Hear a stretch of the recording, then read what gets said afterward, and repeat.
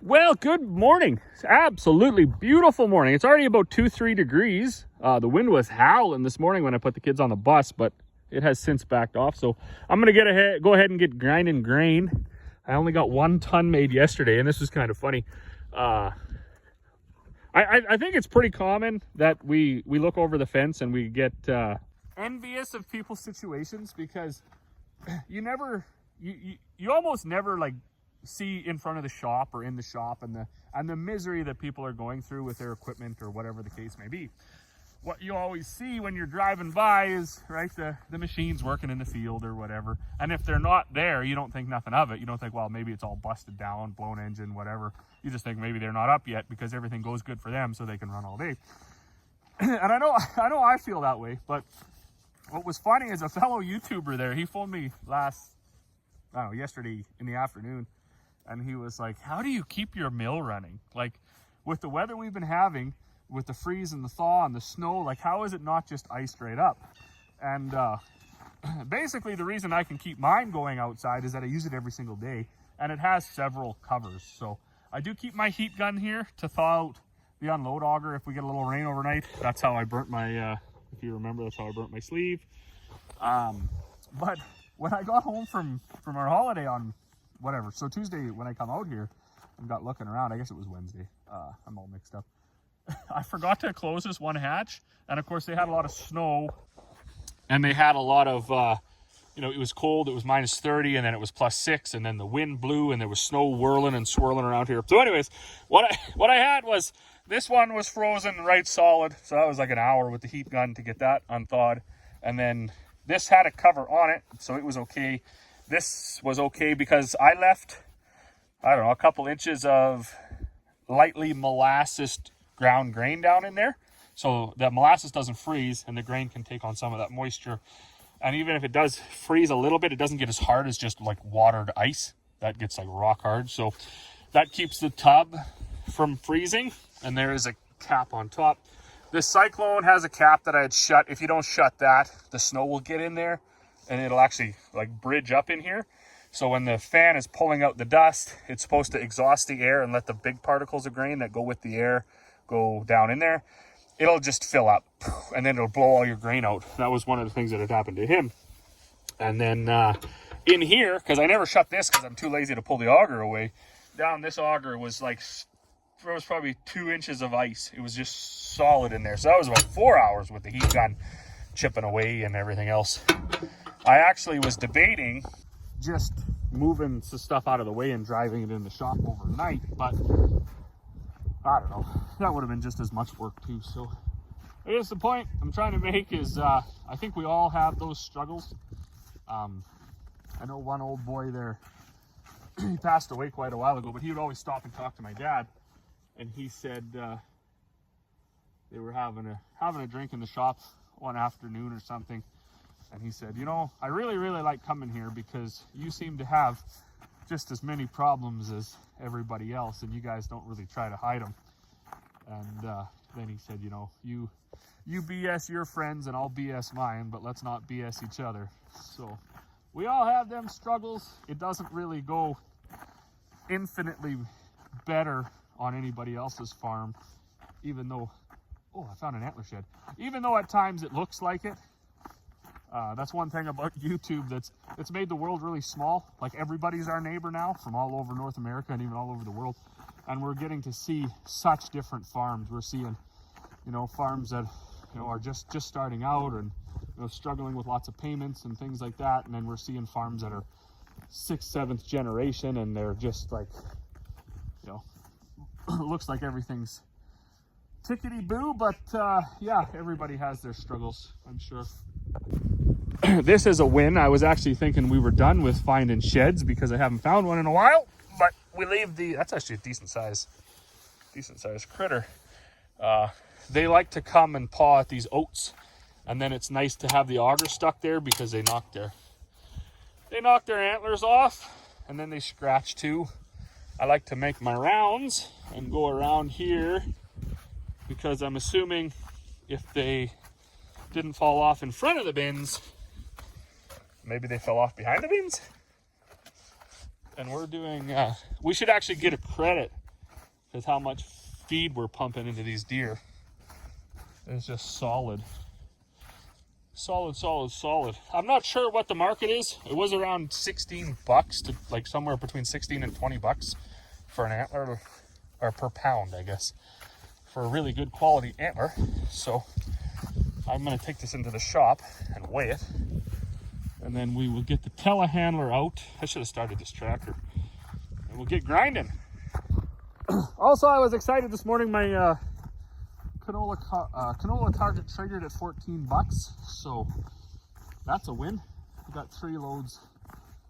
3 loads to go. He figured maybe tomorrow. They were loading a train today. That's funny. We took some tours of grain elevators when they were getting built. And basically the big thing that they told us every single time was how their throughput. They could unload trucks so fast and load cars so fast and no interruption. And that was true the day of the tour, and every single time since, if they have to load a car, they don't really want to receive grain.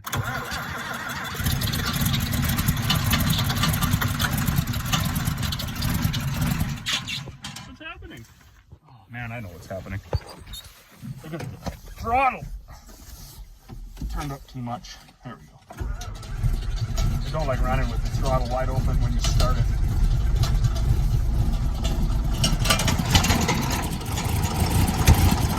This tractor's not used to working, hasn't been working in a while. Perfect. All right, well, I got the old scale fired up. We'll see what this weighs. 1 pound, 5.6 ounces. So a guy could have like a, I don't know, $17, $18 antler right here. And the season has been good to us so far. We got quite a few. We got a couple of match sets. We got, yeah, anyways. We can usually get enough antlers that what we do is we take the whole box, and we got an antler buyer that we use, and we, in the spring, just before seeding, we can take the whole box of antlers, drop it off, he grades it, and by the time we leave his place and go shopping around the city, and then go over to Canadian Tire and buy, well, it used to be 2 bikes, but now it's going to be 3 bikes. Buys 3 bikes, he usually transfers the amount, at least enough to cover the 3 bikes, usually more. So that's why, I mean, when it goes through a tire and you're like out $5,000 for a tire on your 4-wheel drive tractor, you're really, really mad. But when they're just laying in front of the bins like that and you can just pick them up, that's like literally just free money. It's amazing. I don't know what a deer eats, but I know the antler's worth more than the little bit of oats that he eats. So anyways, ain't no time like the present. Back to work.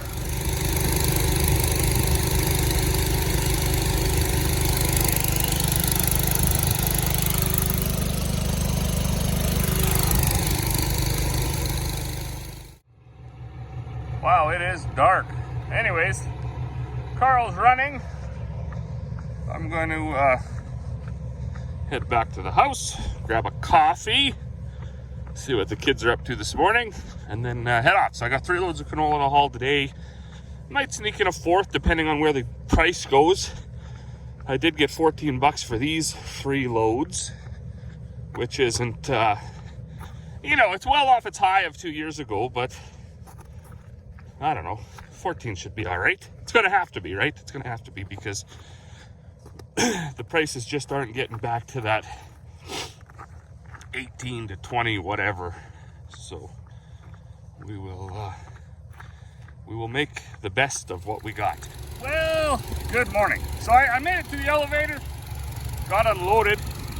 I got to admit, it was like a sigh of relief when it was all good, because I haven't unloaded this truck since fall, and I don't know. I just thought maybe if anything was going to go wrong, it would be with grain that I don't have a cable in and I haven't been checking. But it was all good. So we are like 2.5% sprouted and like 2.9% dockage or something. So really can't argue with that for this year.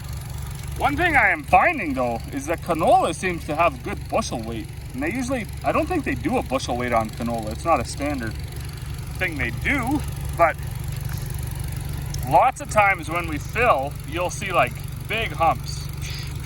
So the front is full, in the back, I put a little bit more in there because I don't know if I'll be able to back up on the ice, and I don't want to go light. So I think we might end up with an extra % or two just based on weight. We are loading with the auger. That's just because it was sitting here. I don't like it. We're gonna use the auger. I hate auger, so we don't have a mover on this auger. So Dad had to bring the telehandler up. It's just so icy, we can't walk around here barely. So you can't lift the 8" by 41 auger and carry it away. We got snow drifts we're contending with. The yard was plowed, but the wind blows so hard every night that there's new drifts in the morning. So to try to pick the auger up and walk around over the drifts on glare ice, like the yard, the whole entire, I don't even think I'll be able to back up. The whole entire yard is just a sheet of ice. We had to use the mechanical advantage. So we brought the telehandler up. That's about as unhandy as you could get with the chain on there and it fetching up on the drifts. You're generally in for bent flighting at the bottom, or bent tube, or dented tube, or whatever, broken wheels, trying to drag it around. I hate augers. I hate them. I know they got new ones with movers and all this other jazz, but they're like 50 grand. So I think for anybody like us who didn't go the hopper bin route, we're not hopper bin people. We got that old crappy one there. We put fertilizer and seed in sometimes. We got another one just on the other side of this truck, about the same size. They're like 1,500 bushel bins. And then we actually did pick up 2 at an auction sale. They're down at the yard. So we have 4 bins totaling like 2, 4, maybe 10,000 bushels, maybe. There's 2, 4, yeah, maybe 10, I don't know. But we don't use them for hauling out of it stuff. There's kind of surge bins for tough grain, wet grain, off grain, or whatever if we have it. A little bit for seed and fertilizer. We mostly stick to the hopper or the flat bottom bins. They're cheap to build. These ones we just put up this year, those ones over there, they're 10,000 plus another, I don't know, 250 on the steel floor. I want to say we're like 15 grand into them and 4 into the floor. So not even 4. We got a deal on the floors, but 20 grand for 10,000 bushels of storage. Right, you're $2 a bushel. I think because of the deal, we're about $1.80. You certainly aren't going to buy a hopper bin for $1.80. And then we just try to keep our grain back new or certainly well maintained. And anyways, I should go check this out. Don't want to spill any canola.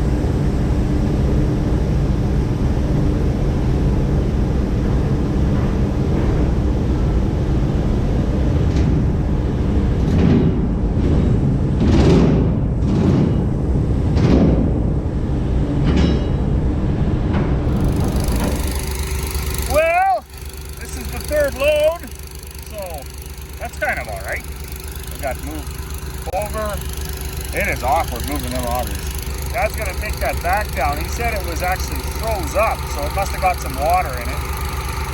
So he's gonna take it down and probably back it in the shop. And that's not the end of the world because this log is going really fast. I didn't time anything, but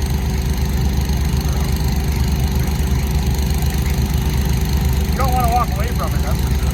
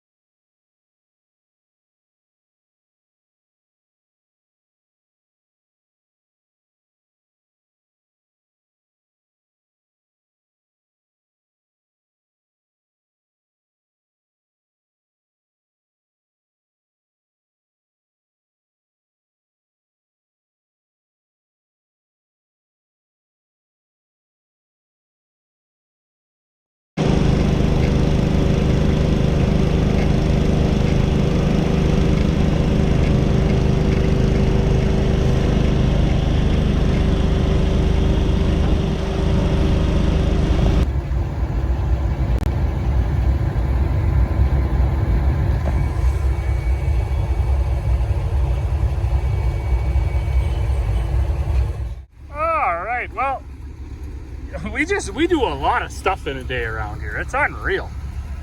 I did get done. It's wrapped around there.